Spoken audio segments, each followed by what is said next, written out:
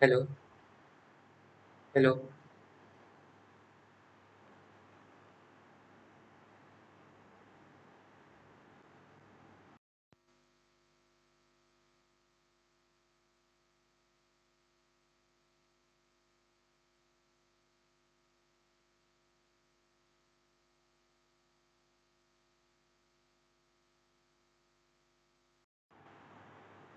hello, hello.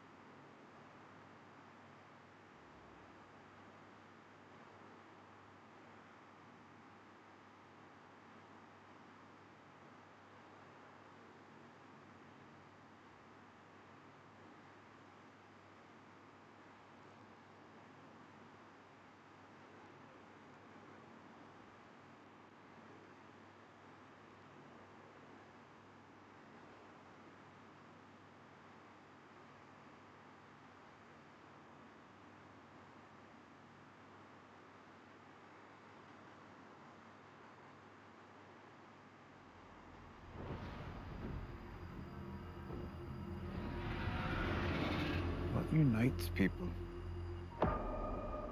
Armies? Gold?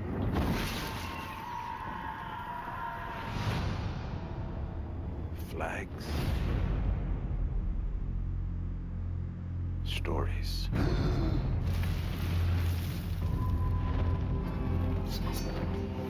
We're in the great game now. And the great game is terrifying.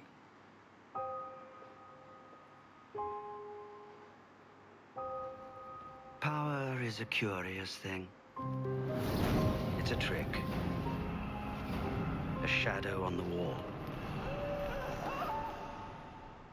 Power resides where men believe it resides. I shall wear no crowns and win no glory. I am the shield that guards the realms of men. Do you know what the realm is? It's a lie. It's the 1,000 blades of Aegon's enemies. Get down! Only the ladder is real. The climb is all there is. Lannister, Stark, Tyrell, Baratheon. They're all just spokes on a wheel. Crushing those Baratheons. Lannister, Stark, Tyrell, Baratheon. They're all just spokes on a wheel. Crushing those on the ground. I'm not going to stop the wheel. I'm going to break the wheel. This isn't about noble houses. This is about the living and the dead.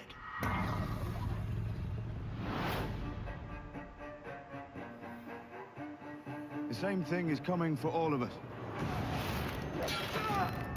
The enemy is real. It's always been real. Dead men, dragons, and dragon queens. Whatever stands in our way,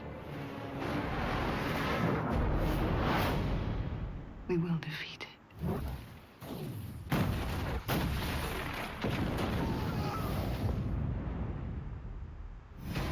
The Seven Kingdoms needs a monarch who can inspire the people. The King of the North!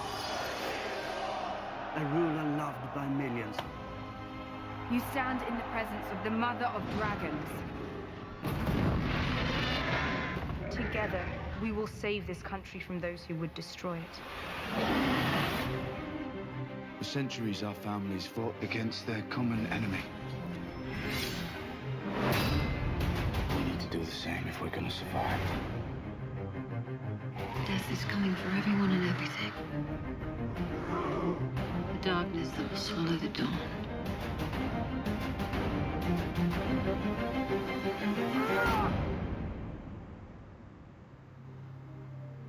you think this has a happy ending, you haven't been paying attention.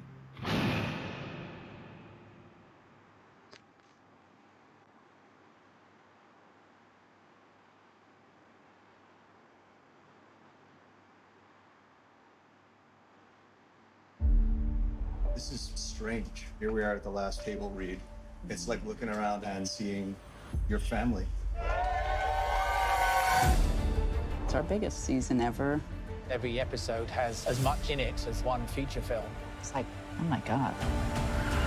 What was I thinking? Winter's coming, yeah. I can't even begin to imagine how this is going to look on TV. Here we go. Been doing night shoots. I'm broken. I could not have worked harder. I really have given this everything I have.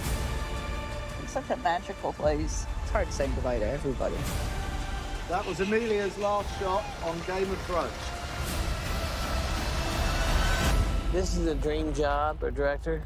This show saved my life.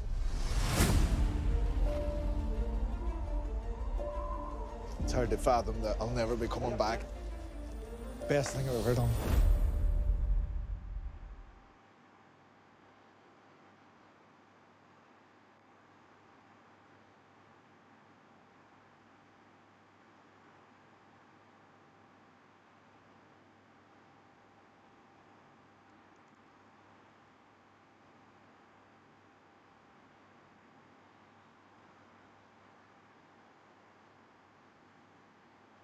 We all know how expansive the lore is in this series, and it's the main reason why I and so many others obsessively enjoy it. With so much detail, it's easy to get lost or confused along the way while reading books or watching the stripped-down adaptation on the show. Hopefully this ambitious video might can help you with that. I'll be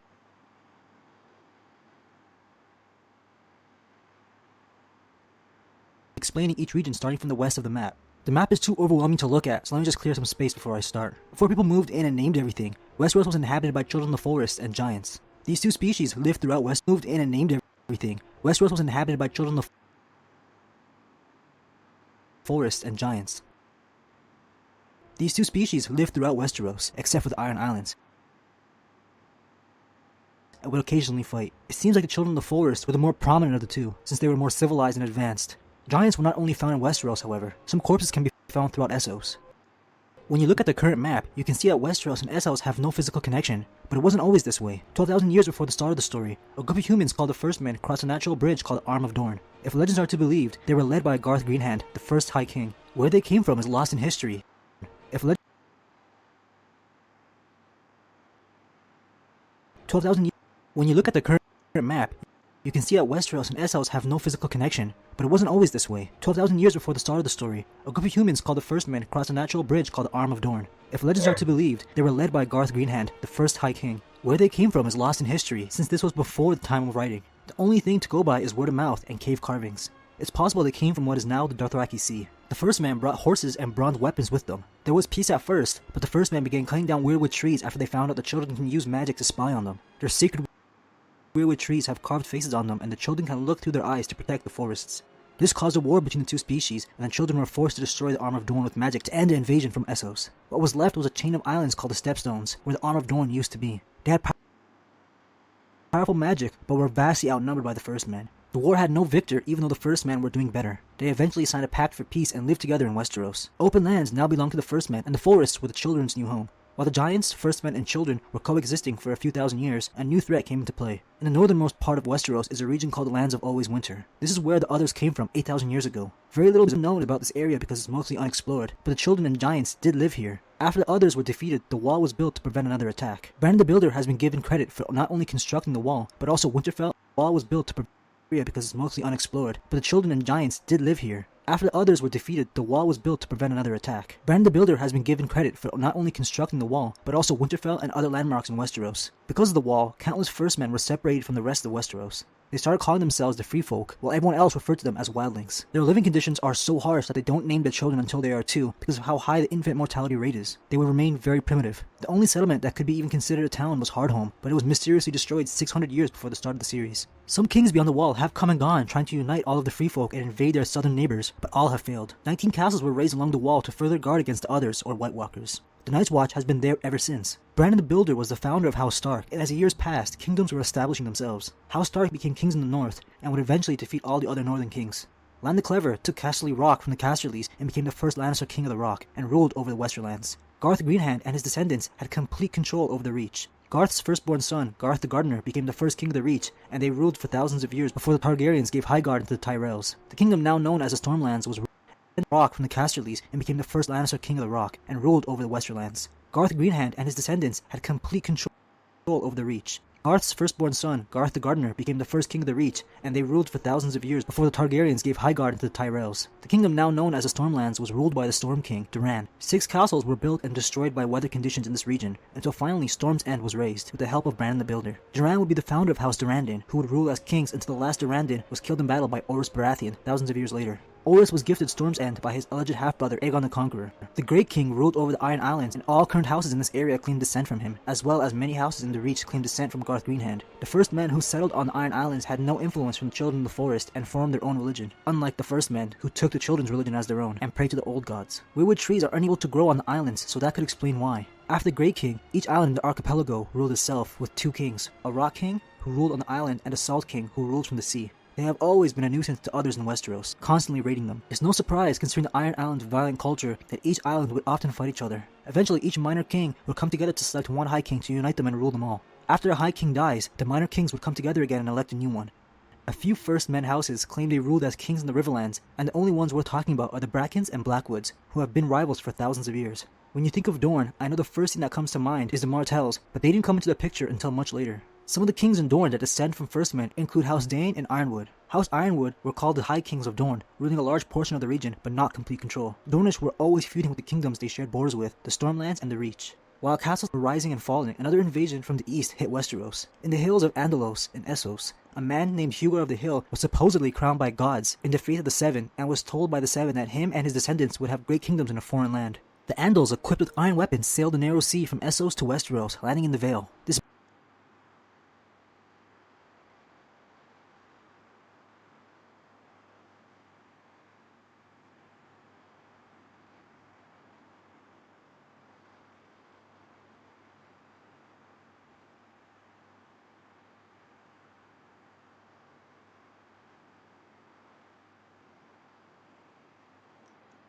This mountainous region had a few kings, but didn't have a very large population. When the Andals came, they completely dominated the first men ruling in the Vale. The Andals of House Arryn became the kings of the mountain and Vale. The first men who did not kneel to the Arryns fled into the mountains and became the Vale mountain clans. They behaved similarly to wildlings and Ironborn, attacking anyone while taking women and items. After taking the Vale, the Andals moved onto the Riverlands. They were also defeated, and House Justman took control of the area as kings of the Trident. They wouldn't stop there. The Andals would continue to the Stormlands, but Storm's End was too great of a castle to be defeated. Instead, the Durrandons intermarried with the Andals and converted to the faith.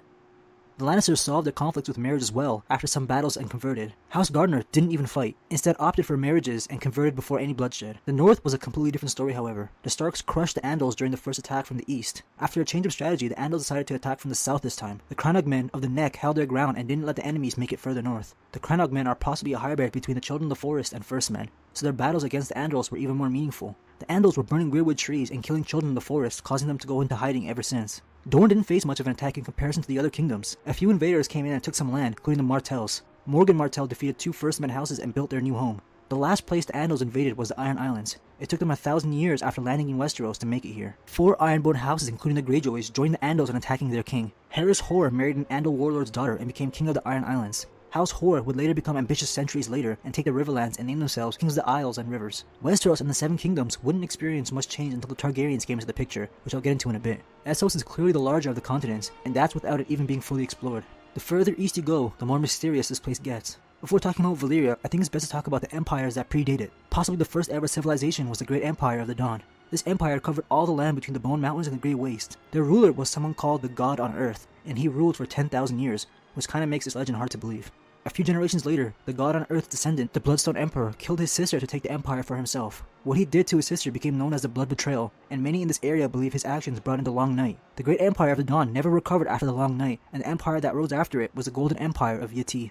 This old land mostly consists of green farmland and jungles. There are 2 other cultures that claim they were the first to build towns and become powerful civilizations in Essos, the Kingdom of Sarnar and the Old Empire of Gis. Before Valyria, it was the Old Empire of Gis to conquer and rule over Essos. This empire started off in the city of Gis within the Giscari region right by Slaver's Bay. Their powerful military strength that inspired the unsullied fighting style was powerful enough to conquer the areas around Gis. They were nearly unstoppable until dragon eggs were found in the volcanoes of the Valyrian Peninsula. The people living on the Valyrian Peninsula were peaceful sheep herders, but eventually learned to tame dragons and became powerful magic users. While the old empire of Gis was expanding and building pyramids and towers, the Valyrian freehold began their conquest. 5,000 years before the start of the series, a series of battles called the Giscari Wars took place. Every war ended with a victory for Valyria. The dragons and Valyrian steel overwhelmed the Giscari in the fifth and final war. The capital city of Gis was destroyed. After turning the city into ruins, the Dragon Lords salted the fields so nothing could ever grow again. The most powerful empire was defeated to the point where their culture and even their language disappeared forever. The Giscari were known for their use of slaves, and the Valyrians took notes. Survivors of the war were forced to mine the volcanoes, and all their cities were colonized. There is a small island called New Gis, south of where Old Gis used to be, and the slaving cities Astapor, Yunkai, and Marine that Daenerys is liberating claim descent from the Giscari. The Valyrian freehold quickly became the most powerful and advanced civilization in Essos, all because of dragons.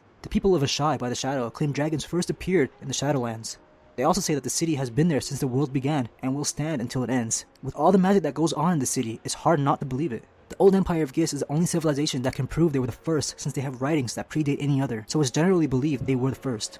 Asshai is easily the most mysterious location in the entire series. The city is huge, but sparsely populated. The people here walk around alone with masks and you never see any children. A lot of dark magic is performed and learned here since no practice is forbidden. Lucky for the people, Asshai is a port city where traders bring food and water. Their only source of water is a river called the Ash. In the day, the river is black but glows green at night. The river is undrinkable, and the fish are blind and deformed. All animals brought to Asshai soon die. The city is in darkness, with the buildings made of oily black stone that absorb light. The Shadowlands is a mysterious mountainous region covered with ghost grass. Ghost grass is a tall white plant that kills other life and prevents anything else from growing. The only city within the Shadowlands is Saigai. This city is in ruin and is known to be a haunted corpse city. Even the creepiest sorcerers known as Shadowbinders are afraid to go here. The people of Asshai and others east of Giscard were fortunate enough that the Dragon Lords of Valyria had their eyes set on conquering the areas of western Essos. While Hugor of the Hill claimed the 7 provinces people kingdoms in a foreign land, Valyria was attacking the Andals of Andalos, and they ran to Westeros instead of being enslaved. The first colony founded by the Valyrian freehold was Volantis. It is one of 9 free city colonies and is known as the First Daughter. Like Volantis, Tyroge started as a military outpost.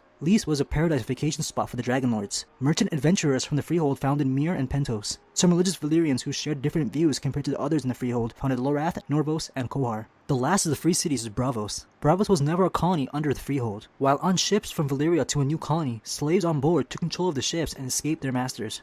They traveled to a distant lagoon that was well hidden by hills covered with pine trees and fog that covers this area. Some of these slaves were said to be women from Jagos Nahai. North of Yeti is an area called the Plains of the Jagos Nahai. They are nomadic people similar to the Dothraki. Like the Dothraki, they constantly attack everyone around them, but these two races do have their differences. The Jagos Nahai are a lot shorter and modify their heads at a young age to make it pointed.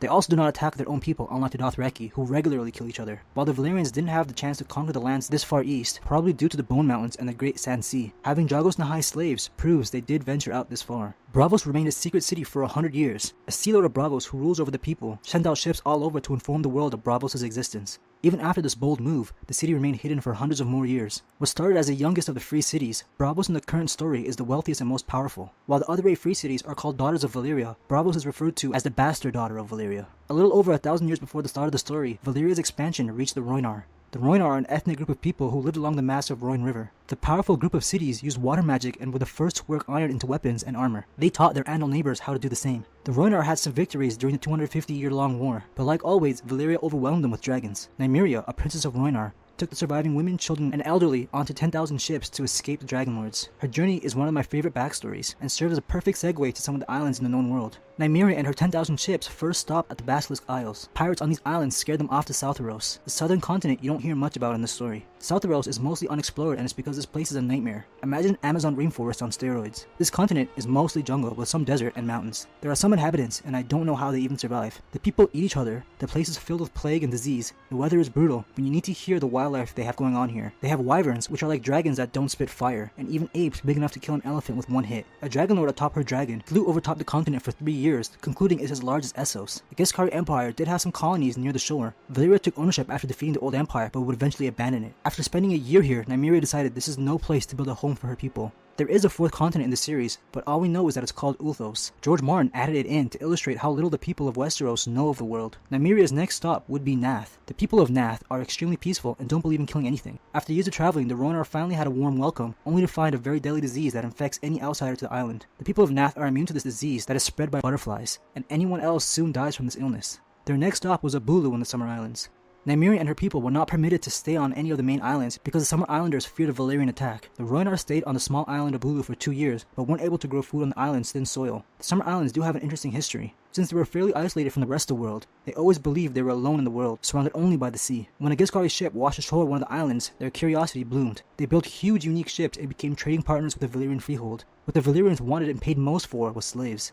Since it was the island's own ruler selling his people, it took a revolution from a former slave girl to end this tragedy. The island doesn't have any natural metal, so the warriors used powerful bows made from golden heart trees that could pierce armor. Their final stop would be Dorne. Before I talk about all that, I think I should go over some of the cooler islands around Essos, since we're on the topic of islands. Great Murrock is the largest island in the known world and was conquered by a god emperor of UT. In the northeast lies an expansive archipelago called the Thousand Islands. The inhabitants of these islands are pretty creepy. Their skin has a green tint to it and they're hairless. They're afraid of outsiders and sacrifice visitors to their gods. Not only are they afraid of visitors, but are mortally terrified of water. Some believe an old civilization that existed here long ago drowned by the sea. The Ibonese claim there's actually less than 300 islands in the Thousand Islands archipelago. Speaking of the Ibonese, the northernmost part of Essos is Ib. Ib and the small islands around it are full of forests and mountains. The Ibonese are short, hairy people with broad shoulders who hunt whales. They don't seem that different, but they aren't able to easily have children with people from any other race.